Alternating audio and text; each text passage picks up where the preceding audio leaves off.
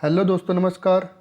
मेरा नाम है टिंकू और आप लोगों का स्वागत है हमारे चैनल दुनिया क्राइम की। क्राइम कहानी को आगे बढ़ाते हुए आज की कहानी में हम बात करेंगे मनोज बबली हत्याकांड की। इस हत्याकांड के पीछे इन्हीं के गांव की पंचायत का हाथ था, क्योंकि इनकी पंचायत ने भरे गांव के बीच में ये ऐलान कर दिया कि जहां पर भी मनोज बबली दिखे उन दोनों का कत्ल कर दो।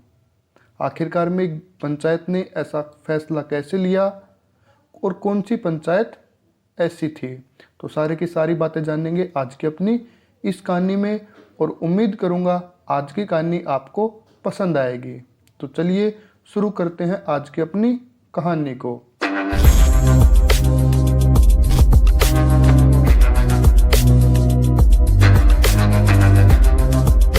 आज की कहानी शुरू होती है हरियाणा के कैथल जिले के करोडा गांव से। इस गांव की एक खुद की पंचायत थी। इस पंचायत को खाप पंचायत बोलते थे। खाप पंचायत के अपने अलग नियम थे जो हमारे संविधान से बिल्कुल अलग थे।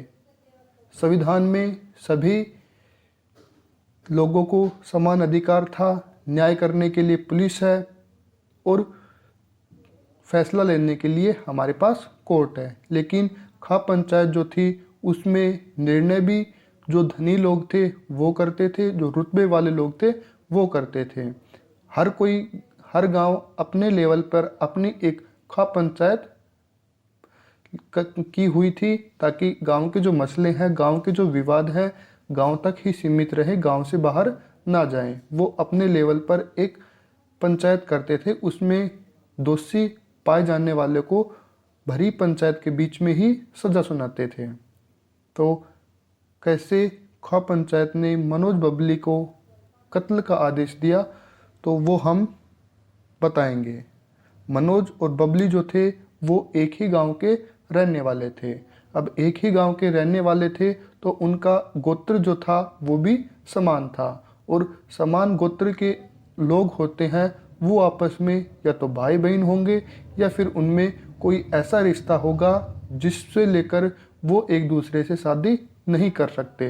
तो यानी कि हम बात करें तो मनोज और बबली जो थे वो रिश्ते में गोत्र समान होने की वजह से आपस में भाई बहन का उन दोनों के बीच में रिश्ता था।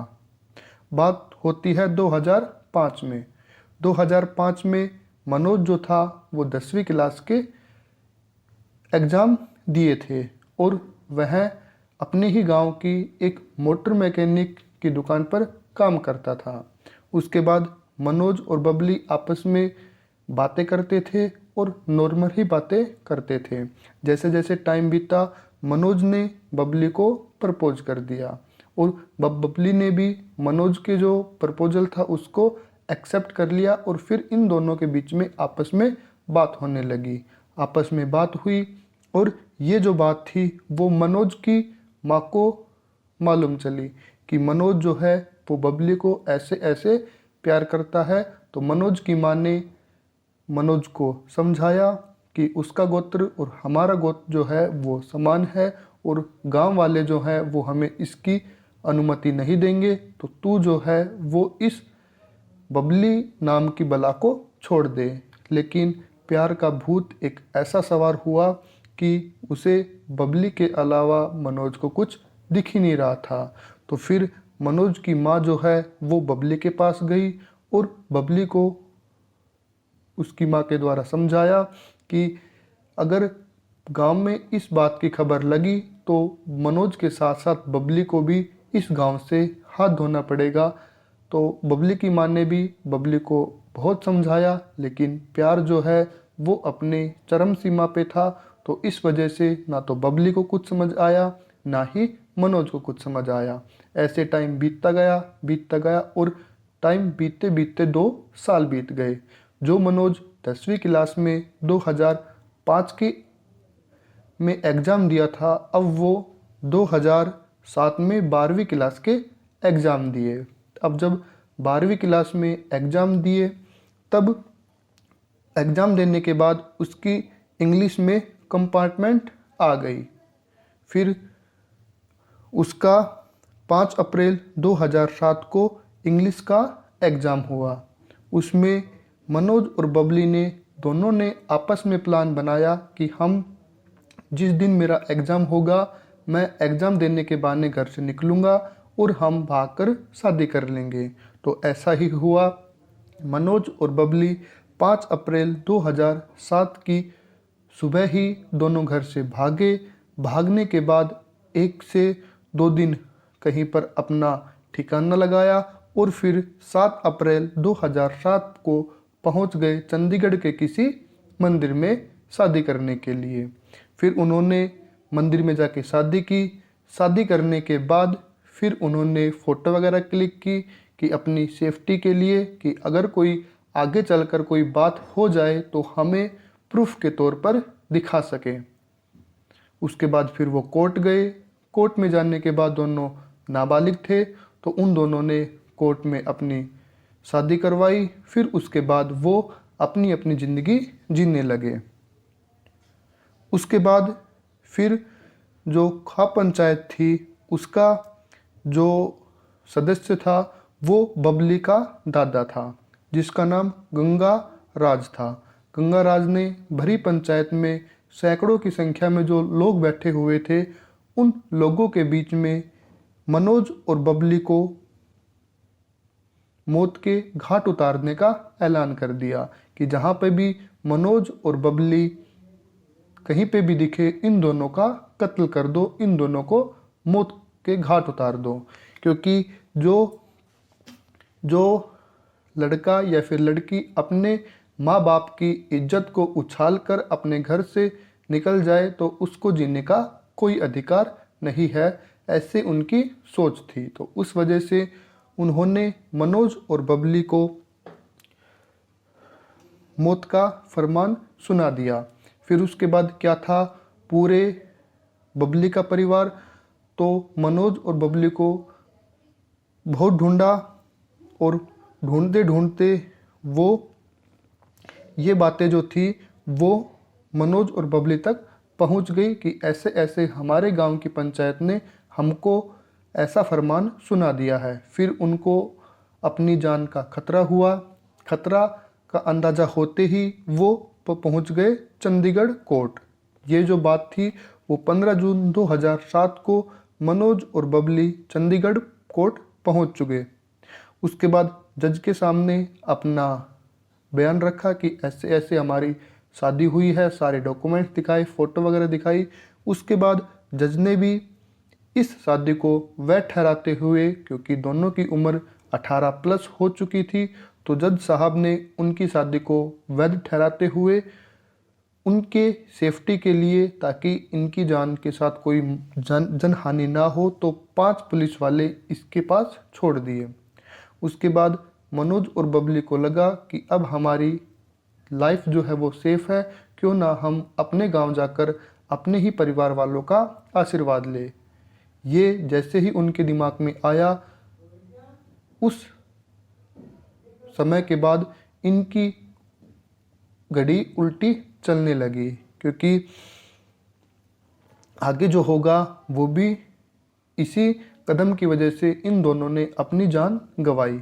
फिर उसके बाद इन्होंने प्लान बनाया कि हम गांव जाएंगे, गांव जाने के बाद हम अपने अपने परिवार का आशीर्वाद लेंगे। लेकिन परिवार वाले जो थे वो तो इनकी मौत का इंतज़ार कर रहे थे, कब ये हमें दिखे और कब हम इनको मौत के घाट उतार दें। तो हुआ भी आगे कुछ ऐसा ही, जिसको सुनने के बाद आप भी यकीन नहीं कर पाओगे कि क्या कोई इंसान एक इतना भी क्रूर हो सकता है। तो वो जो है वो 5 पुलिस वालों को अपने साथ लेकर चल पड़ते हैं अपने गांव की तरफ। तो वो कैथल से बस में बैठते हैं 5 पुलिस वालों के साथ।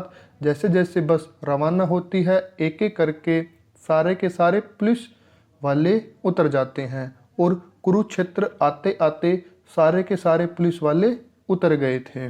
उसके बाद फिर वो कुरुक्षेत्र से निकलने के बाद पीपली बस स्टैंड पर बस रुकी।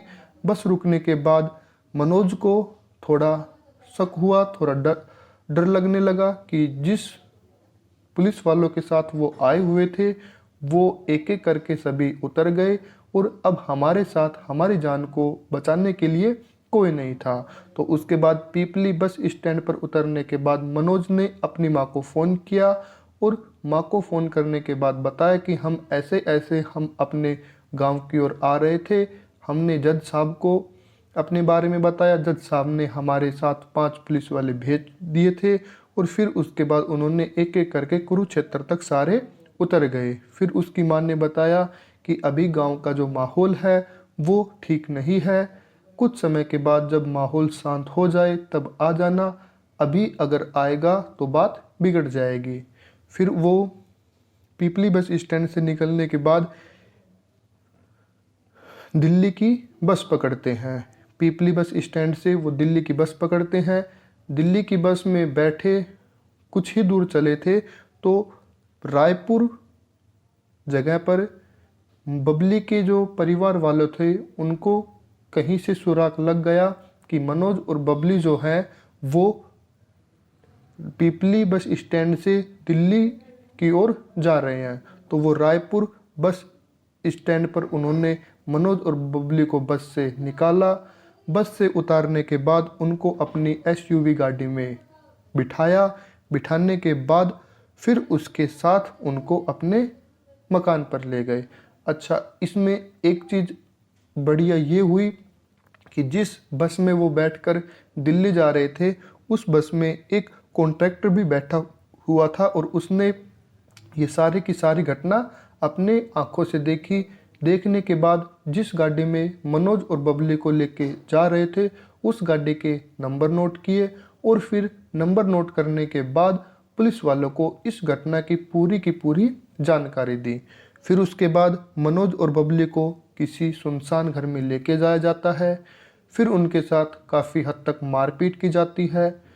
मारपीट करने के बाद फिर बबली को बहुत ज़्यादा टॉर्चर किया जाता है, बहुत पीटा जाता है। फिर उसको जहर खिलाया जाता है और जहर खिलाने के बाद उसका गला घोंटकर मौत के घाट उतार दिया जाता है। अब ये जो मंजर था वो अपनी आंखों से मनोज देख रहा था। अब जैसा कि बबली के साथ हुआ वैसा ही मनोज के साथ हुआ। मनोज को पहले बहुत पीटा, पीटने के बाद उसको जहर खिलाया। जहर खिलाने के बाद उसको अपनी जिस एसयूवी गाड़ी में लेके आए थे उसके पीछे बांधा। बांधने के बाद उनको कई किलोमीटर तक घसीटा और फिर घसीटने के बाद तब जब उसकी हालत एकदम मरने लायक हो गई फिर उसको गला घोंटकर मौत के घाट उतार दिया गया। ये जो वारदात थी वो बबली के मामा, चाचा और 2 भाइयों ने मिलकर की थी। फिर इन दोनों की लाश को एक बैग में पैक किया। बैग में पैक करने के बाद कैथल से थोड़ी ही दूरी पर एक गंदे नाले में इन सभी ने उसकी लाश को उस नाले में छोड़ दिया। अब जैसे ही उन्होंने उस नाले में लाश को फेंकने के बाद फिर वो अपने घर गए और घर जाने के बाद आराम से रहने लगे। 9 से 10 दिन बीत जाने के बाद कैथल से कुछ ही दूरी पर एक गांव में किसी इंसान की नज़र पड़ी उस बैग के ऊपर, क्योंकि उस बैग से काफ़ी दुर्गंध आ रही थी। तो उसको फिर पुलिस को इन्फॉर्म किया। पुलिस आती है। पुलिस आने के बाद उसकी छानबीन करती है और फिर छानबीन करने के बाद उस बैग को खोला जाता है। बैग को खोलने के बाद बैग के अंदर इतनी बुरी तरह से जो लाश सड़ चुकी थी कि कोई देखकर भी बेहोश होने की हालत में हो जाए, क्योंकि उस बैग के अंदर लाश का कुछ मंजर ऐसा ही था, क्योंकि ना तो चेहरा देखने लायक था और ना ही कोई भी जो बॉडी के पार्ट थे वो सही सलामत थे, सभी गल चुके थे। उसके बाद निशानी के तौर पर उन्होंने बबली की पैर की पायल रखी और लड़के की मनोज की जो थी वो शर्ट रखी और फिर पूरे हरियाणा के पुलिस स्टेशन में इसकी जानकारी दे दी कि ऐसे ऐसे अगर किसी भी थाने में कोई गुमशुदगी की रिपोर्ट या फिर कोई किडनैपिंग की रिपोर्ट आई हो तो उसकी एक बार जांच कर ले। उसके बाद फिर मनोज की माँ ने उस सामान को देखा तो मनोज की माँ जो थी वो उसको समझ गई। समझने के बाद फिर मनोज की माँ ने करनाल जिला कोर्ट में केस दर्ज किया। दर्ज करने के बाद जिस जज ने फिर फैसला सुनाया, फैसला सुनाने के बाद 29 मार्च 2010 को इसका फैसला आया। फैसले में जो उसके 5 आरोपी थे उनको फांसी हुई और बबली के जो दादा थे गंगाराज को उम्र कैद की सज़ा हुई और जिस एसयूवी गाड़ी से उनको लेके आया था उसके ड्राइवर को भी उम्र कैद की सज़ा हुई। फिर इस बबली के परिवार का रुतबा इतना था कि जिस करनाल जिला कोर्ट के जज ने इसका फैसला सुनाया था उसको धमकी भरे फ़ोन आने लगे, कभी घर पर, कभी ऑफिस में, कभी हाई कोर्ट में। फिर उसके बाद जज ने उनसे परेशान होकर अपना जो ट्रांसफ़र था वो करनाल से पंचकुला करवा लिया था। फिर उसके बाद बबली के परिवार वालों ने करनाल जिला कोर्ट से हरियाणा जिला कोर्ट में अपनी अपील दर्ज की। वहाँ पर जाने के बाद फिर जिनको उनका फैसला आता है, फैसला आने के बाद फिर जिनको 5 लोगों को फांसी की सज़ा हुई थी उनको उम्र कैद में तब्दील किया और गंगा राज और ड्राइवर जो थे उनको बरी कर दिया। ये थी आज की हमारी कहानी। उम्मीद करूँगा आज की कहानी में आपको पसंद आई होगी और आप एक बार कमेंट करना कि क्या प्यार करने वालों की इतनी बड़ी सज़ा हो सकती है, ये कहाँ तक जायज़ है। और अगर आपको इस वीडियो में पसंद आई तो इस वीडियो को लाइक करना, कमेंट बॉक्स में कमेंट करना। धन्यवाद।